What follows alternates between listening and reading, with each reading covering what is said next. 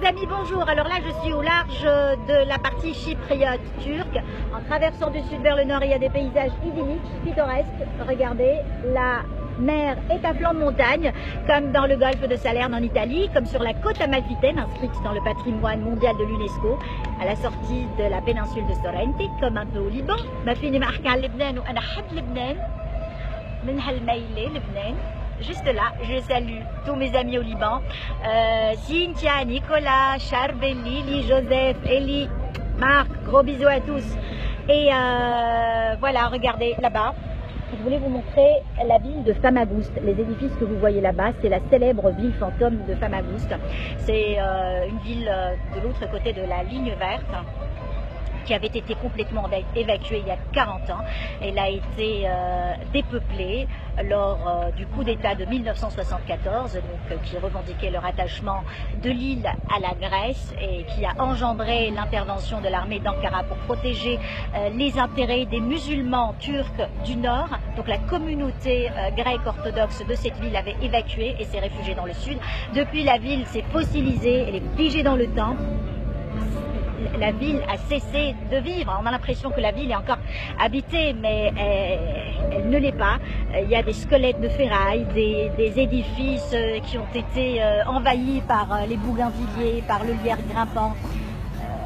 La vie s'est arrêtée, mais on a l'impression qu'il y a encore de la vie, quoi. C'est tout le mystère des villes fantômes, les ghost cities. J'ai une passion pour les ghost cities des États-Unis, de l'Arizona, du Colorado, de l'Arkansas, du Nevada. C'est des villes qui ont des âmes, qui sont impressionnantes, comme Quneitra sur la partie syrienne du Golan, comme aussi Cracow en Italie. J'ai une passion pour ces villes, malheureusement là, je ne peux pas trop m'approcher, c'est une zone militaire, très scrupuleusement surveillée par l'armée turque. Donc voilà, je vous embrasse très fort, je vous retrouve en Ukraine, à Kiev. Je vais essayer de visiter le Donbass, la région où il y a le conflit entre l'Ukraine et la Russie. C'est une région où c'est un peu chaud, je vais faire ce que je peux, sinon on va rester à Maïdan. Je vous montre déjà Maïdan à Kiev. Donc en tout cas, le jeûne là-bas, le ramadan est beaucoup plus clément parce que la température est beaucoup plus clémente. Donc je vous dis d'où jeûne, je vous dis tzomkal. Il y a une expression hébraïque qui dit tzomkal. Alors tzom en hébreu veut dire saum, vous voyez l'affinité entre les deux langues, entre l'hébreu et l'arabe.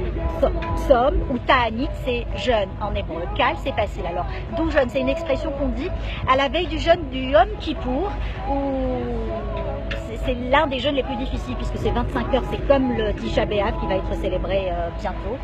Le Tisha B'Av qui commémore la destruction du temple par Nabucodonosor et ensuite par Tétus. Et c'est les jeûnes les plus difficiles parce qu'après c'est des jeûnes du crépuscule au crépuscule, comme le jeûne musulman, le 17 Tammuz, le 10 Tevet, le jeûne de Guidalia, le Ta'anit Esther. Ça c'est des jeûnes relativement plus faciles. Si vous voulez, je pourrais vous parler dans d'autres vidéos du rapport entre le Yom Kippour et le Ramadan, la genèse du jeûne du Ramadan. Mais là, je ne veux pas trop m'incruster, je ne veux pas trop m'apesantir. Je vous embrasse très fort, je vous souhaite une bonne journée, un bon début de semaine.